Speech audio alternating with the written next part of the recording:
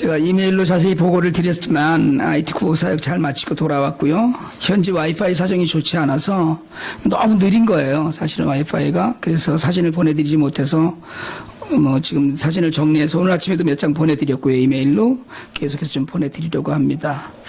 이번 IT 방문에서 제가 개인적으로 늘 갈 때마다 사실은 지금 3월 말에 갔을 때도 그랬고 여러 가지 신경 써야 될 부분들이 많이 지금 있는데요. 특히 이제 아이들 건강 문제를 지금 많이 신경을 쓰는데 이번 방문에서 개인적으로는 고아원 원장들에 대해서 조금 더 생각하는 그런 시간이 좀 있었어요. 물론 이제 우리 사역이 식량을 공급하고 또 직접적으로 고아들의 건강과 교육에 관계되는 사역을 하는 거니까 늘 그 부분에 마음을 쓰고 있고요. 그러다 보니까 어쨌든 고아원이라는 것이 원장이 다 알아서 그 운영을 하는 거니까 늘 마음에 릴레이션십 갖고 있으면서 기도하고 있지만 그래도 특별히 오래도록 그 고아들을 돌보고 있는 원장들이 마음에 그렇게 자꾸 와닿더라고요. 감회가 새롭다고 할까요? 그냥 혼자서 이런저런 생각을 많이 했어요. 솔직히 그냥 입에서 이렇게 가면 우리끼리 얘기할 때 이런 죽일 놈 이러는 그런 고아원 원장도 사실은 있어요. 아직도. 이건 아닌데 이런 생각이 들 때마다 정말 어떤 때는 가서 닦아 세우기도 하고 그런 원장들도 있는데 그래도 어쨌든 그 고아들과 함께 살면서 자신의 한평생을 바치고 있다 이런 생각을 하니까 참 도와주고 싶고 어쨌든 그렇거든요. 특별히 이제 저희는 현찰을 절대로 지원하지 않는 원칙이 있기 때문에 현금은 주지 않는 원칙이 있지만 특별한 경우에 이렇게 현금을 조금씩 주는 때도 있는데 그런 그 원장들 중에 제가 마음에 제일 품고 있는 고아원 원장이 샬롬 고아원의 그 존 목사입니다. 사실은 그 고아원 때문에 저희가 이 사역을 시작을 했고요. 또 그 고아원 때문에 이제까지 어쩌면 그 고아원 사역이 계속해서 늘어나면서 그렇게 하고 있는데 사실은 IT에 산다는 것 자체가 고생이죠. 근데 특별히 그 존 목사를 보면 참 고생 심하다 이런 생각이 들어요. 많이. 먼 시골에서 예수를 믿는다고 핍박을 당하고 살해 위협을 당한 경험이 있거든요. 그래서 그렇게 어렵게 위협당하고 할 때 40명 아이들을 데리고 10여 년 전에 수도 포르토프린스로 상경을 했어요. 대책이 없는 거였죠, 그냥. IT는 80%가 카톨릭 국가고요. 지금 이제 개신교가 조금씩 늘어나고 있는데, 어떤 통계로는 80% 캐톨릭, 20% 개신교, 그리고 100% 부두교, 이런 얘기도 합니다. 그러니까 미사 드리고 가서 부두교 그 신전에 들리기도 하고요. 그런 상황에서 10여 년 전에 개신교 목사로서 고아들을 모아서 살다가 시골집에서 쫓기듯이 포르토프린스로 올라와서 저희들을 만났을 때는 담이 무너진 집이 그 뒤에 어디 한 칸을 얻어서 아이들과 흙바닥에서 생활을 했습니다. 저희 사역은 사실은 우리 그 IT 고아원 사역은 존 목사 또 샬롬 고아원하고 같이 왔다고 해도 과언이 아닌데요. 지진이 그러고 나서는 또 지진이 나서 천막을 치기도 했고요. 그 천막 바닥에 물이 든다고 해서 또 우리 피로구 집사님하고 같이 가서 흙을 깔아주러 가기도 했었고 그랬어요. 한동안 가져다 주는 쌀을 팔아먹어 갖고 그걸 제가 미워하기도 했죠. 팔아먹을 수밖에 없는 환경이었기도 해서 그이도 힘들었고 저도 힘들었었어요. 참 그랬던 시간이 있었어요. 꾸준히 가져다주는 식량이 있어서 대신에 그러다 보니까 이제 외부에 나가서 아이들 학비도 얻어오고 또 렌트비도 다른 단체에 가서 렌트비도 얻어오고 그러면서 조금씩 환경이 좋아졌습니다. 근데 그러는 사이에 심장병이 생겨서 미국에 잠깐 와서 또 어느 단체 도움으로 치료를 받기도 했고요. 그리고 아이들이 51명으로 늘어나서 지금 커가고 있어요. 이제는 가면 사실은 친구가 됐죠. 이번에 갔더니 아이들을 데리고 이사를 했더라고요. 그러니까 이제 예전에 교회 아주 오래전에 몇 년 전에 교회를 하나 지어서 교회를 지었다기보다는 그냥 가보신 분들 아시고 그동안에 사진 보신 분들은 아시겠지만 나무를 이렇게 얼기설기해갖고 그 함석 슬레이트죠. 그걸로 그냥 벽하고 지붕 덮고 그러는 건데 땅을 얻어서 이제 그걸 지었다고 그렇게 얘기를 해서 한번 가본 적이 있었거든요. 오래 전에. 근데 거기에 이제 학교를 짓고 고아원 숙소를 만들었어요. 전 목사는 사실은 저는 그런 생각을 합니다. 꿈을 꾼 거죠. 얼기석이 이렇게 넓은 마당에 교회를 먼저 세우고 거기에 학교를 짓고 그 위에 이제 고아원을 짓는 그런 꿈을 꾸었어요. 그래서 지금 이제 미완성인 채로 이사를 했습니다. 근데 이번에 갔는데 가서 만났는데 건강이 많이 안 좋아 보이더라고요. 얼마나 힘들었을까 이런 생각을 했어요. 갑자기 그런 생각이 들더라고요. 당신도 늙는구나.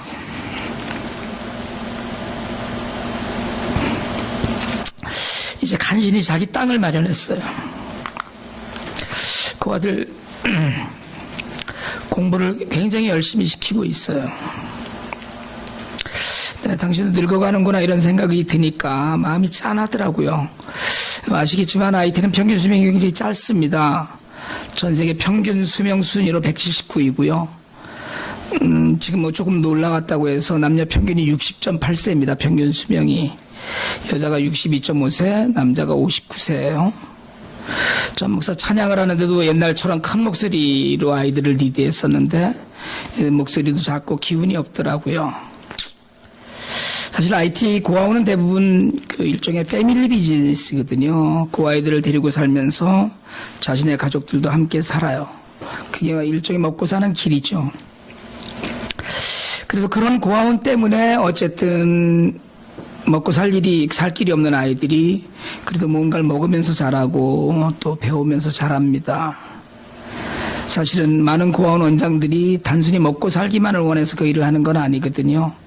그것이 그냥 삶이고 해야 되는 일이기 때문에 그러다 보면 건강한 아이들도 있지만 정신지체나 또 신체가 온전하지 않은 장애 아들도 데리고 오래도록 그런 아이들을 데리고 살아요. 솔직하게 말씀드리자면 사실은 아무나 할 수 있는 일이 아닙니다. 저희도 사실은 어떻게 보면 한동안 시간이 지날수록 그 아이들을 위해서 헌신하면서 쌀을 좀 공급한다고 우리가 식량을 대주고 그런다고 마치 내가 점령군처럼 굴지는 않았나 뭐 이런 생각도 사실은 좀 들었어요. 고아원 11군데 쌀 보내고 애들 공부시키고 약 사서 보내면서 사실 이제 가다 보니까 막 여러 가지 현실하고 다른 것들 모습을 보면서 우리들 나름대로 잣대로 원장들을 판단하고 제 기준으로 고아원을 평가해 왔는데 사실 이번에 정말 고아원 원장들이 너무 고맙고 측은하고 미안한 생각이 들었어요. 의심도 많이 했죠. 사실은 돈 좀 쓴다는 위세로 내가 그들을 돕는 사람이 아니라 마치 무슨 내가 보스쯤 되는 것처럼 그렇게 지나지 않았나 하는 회개를 이번 사역기간 동안에 잠깐 했습니다.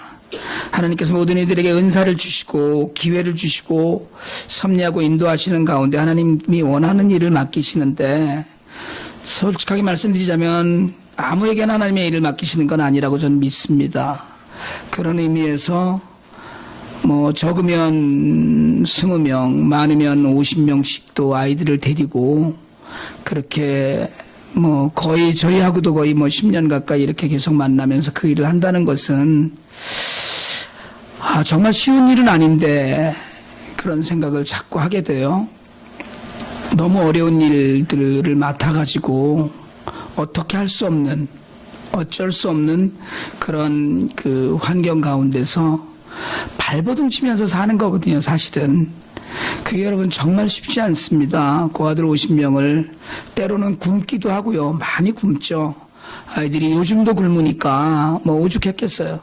정말 예전에는 물만 마시고 잠드는 날도 있었고 그런 일들이 계속 있는데 그런 가운데서도 자신들의 자리를 지키고 정말 여전히 10년 전에 보았던 장애아를 여전히 끌어안고 그러고 사는 모습을 보면서 하나님의 일, 하나님 나라를 세워가는 일에 어떤 이는 나누는 일을 하고 어떤 이는 남을 세우는 일을 하고 어떤 사람은 복음을 전하는 일을 하기도 하지만 생명을 지켜가는 일처럼 중요한 것은 없다 이런 생각이 들고요.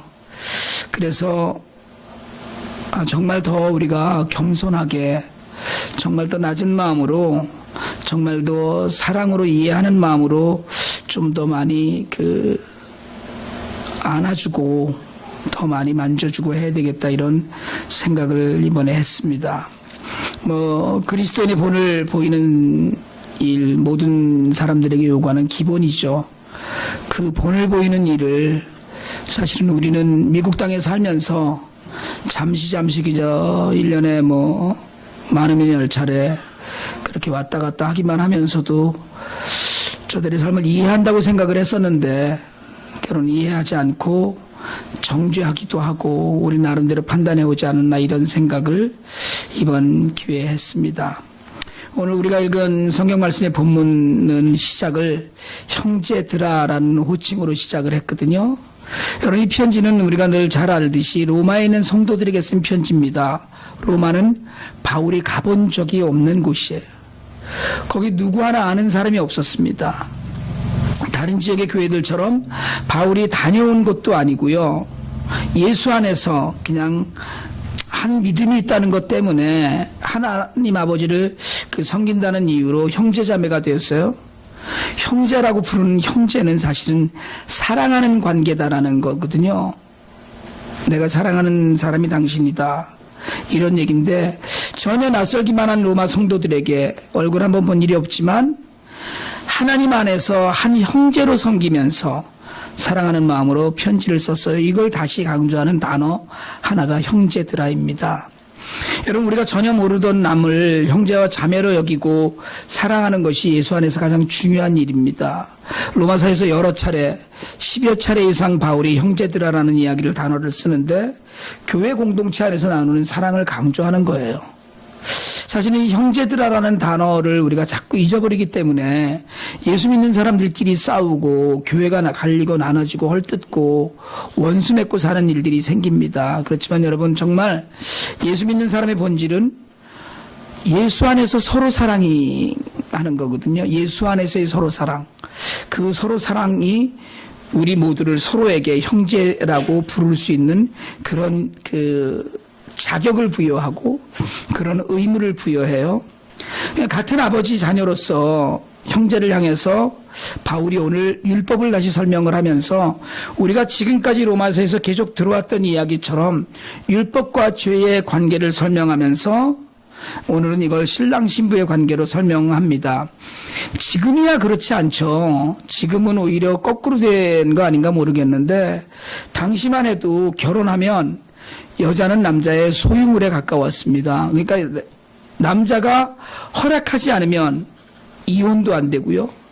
여자가 나가서 어디 가서 무슨 약속을 하고 들어왔는데 남자가 노하면 그 약속은 지키지 않아도 되는 약속이 돼요. 그만큼 남자가 절대적이거든요. 지금은 거꾸로 아닌가요, 사실은?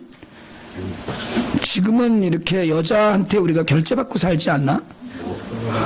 오늘 아침에도 승은이가 컵라면을 먹겠다고 그래서 조심스럽게 가서 컵라면을 먹여도 되느냐고 제가 허락받고 먹였거든요. 요즘은 그러잖아요. 옛날에는 애가 안 일어나면 엄마가 들어가서 아버지 와 이놈아 빨리 일어나 이랬는데, 요새는 거꾸로 제가 승은이께 승은아 엄마 와 일어나. 다들 굉장히 좋아하시는데, 근데 여러분, 그게 남편이 그렇게 강한 권한을 갖고 있었는데 남편이 죽으면 끝. 얽매일 일이 없다는 거예요. 지금 이 얘기를 하고 싶은 거거든요. 남편이 죽으면 아내는 남편이라는 법에서 해방이 됐어요. 그래서 다른 남자랑 재혼을 해도 괜찮고 어쨌든 자유가 되는 거예요. 바울이 지금 이 비유를 통해서 율법에 대해서 죽고 은혜로 사는 형제들을 권하는 거예요. 죄와 의, 사망과 생명, 율법과 은혜 가운데 있는 사람들 가운데 이게 하나님에 대한 권면이에요. 그래서 오늘 우리가 6절에서 이런 이야기를 합니다. 다시 한번 읽습니다. 시작. 이제는 우리가 얽매였던 것에 대하여 죽었으므로 율법에서 벗어났으니 이러므로 우리가 영의 새로운 것으로 섬길 것이요 율법 전문의 묵은 것으로 아니할지니라. 여러분, 우리가 얽매였던 것에서 죽었다는 게 사실은 이게 표현을 다시 좀 이해하기 쉽게 이야기하자면 풀이 해방됐다는 거예요. 죄에 대해서 죽었다는 건 죄하고 관계가 끊어졌다는 거고요. 율법에 대해서 죽었다는 건 율법과의 관계가 끊어졌다는 것인데, 나중에 율법에 관해서는 다시 이제 말씀을 드릴 일이 있겠습니다만은, 여러분 더 이상 죄에 매여서 썰쩔매일 일도 없고요. 죄를 가까이 할 일도 없는 겁니다. 그래서 바울의 오늘 결론은 우리가 영의 새로운 것으로 하나님을 섬기라는 거예요. 그래서 이 6절을 표준세 번역으로 이렇게 번역해 놨습니다. 우리 표준세 번역 부분만 같이 한번 읽어보실래요? 그러나 지금은 우리를 올감했던 것에 대하여 죽어서 율법에서 풀려났습니다. 그래서 우리는 문자의 얽매인 낡은 정신으로 하나님을 섬기지 않고 성령이 주시는 새 정신으로 하나님을 섬깁니다. 다 끝났어요. 새로워지고 바뀌었다는 거예요. 우리가 너무 잘 아는 이야기 중에 그런 이야기가 있죠.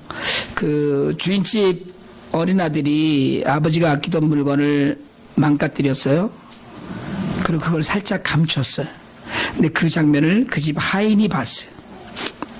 그러다 보니까 하인이 그날부터 아들을 협박하고 공갈을 해요. 너 아버지한테 다 말한다?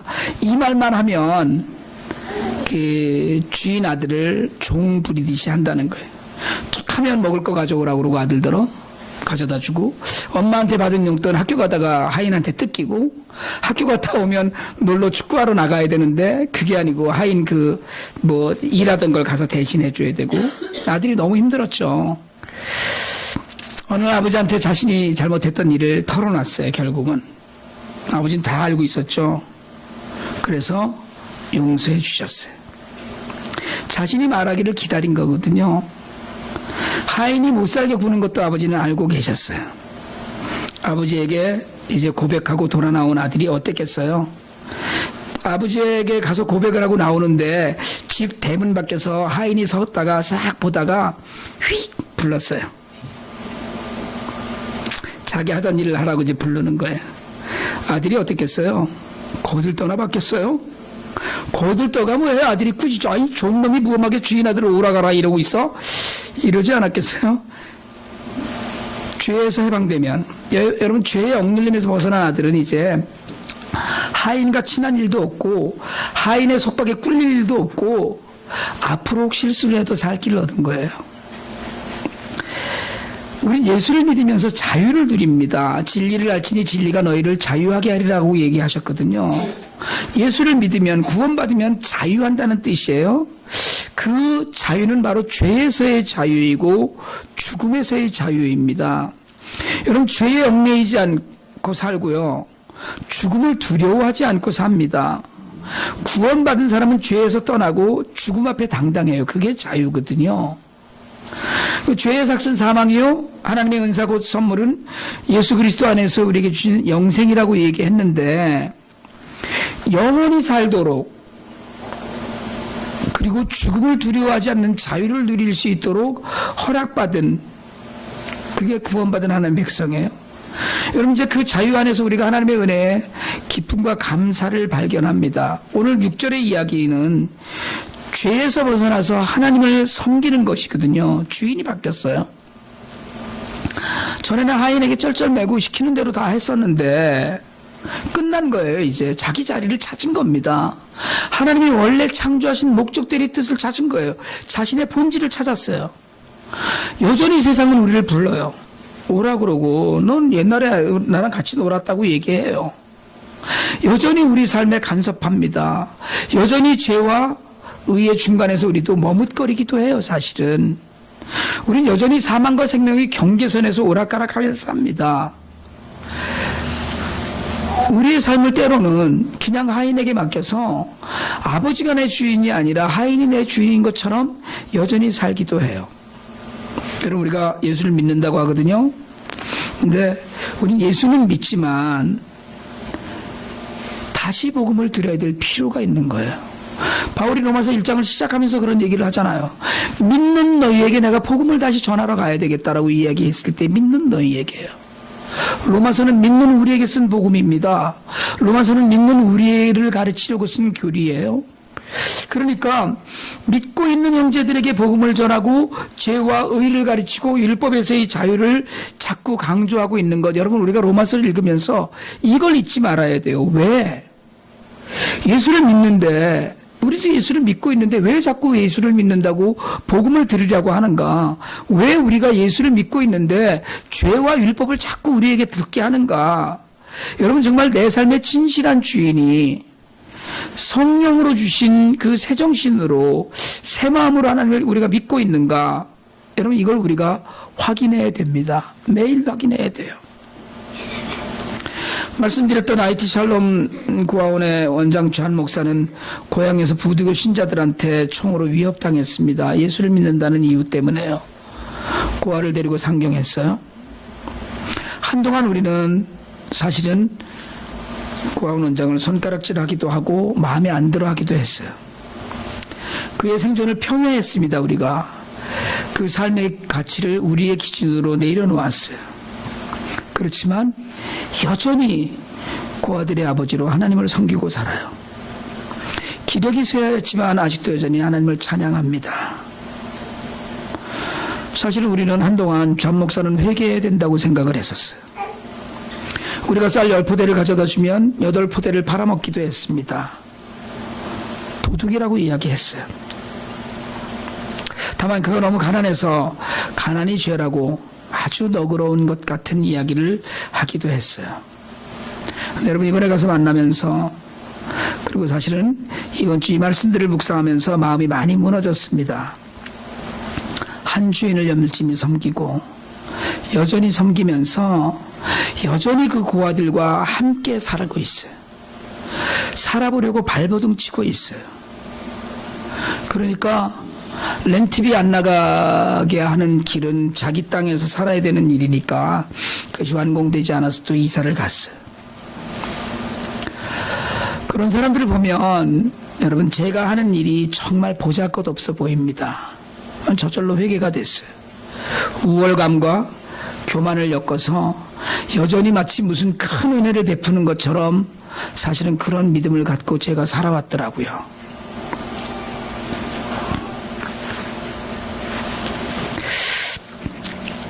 사실은 그이가 문제가 아니라 제가 문제였는데 저는 제 자신이 저의 주인이었어요. 늘 그런 이야기합니다. 매번 저는 심부름 다닌다고 이야기했어요. 하나님께서 이런 심부름을 보내신다고, 후원자의 심부름을 다닌다고 말했습니다. 한 번에도 몇만 불씩 돈이 필요한 일들, 그 모든 일들이 우리를 통해서 이루어지는 이 모든 것들이, 그래서 우리 잡 타이틀이 신나는 심부름이다, 이렇게 얘기하고 다녔어요. 그렇지만 우리 안에 어딘가에 우월감과 교만에 저 스스로가 나의 주인이 되어 있던 거였어요. 다시 IT 사역을 묵상하면서 오늘 이 말씀을 준비하면서 하나님께서 온전히 하나님을 주인으로 새롭게 섬기라는 말씀을 저에게 주셨다고 듣고 있습니다. 여러분, 하나님이 주인이 되지 않는 모든 삶은 헛것입니다.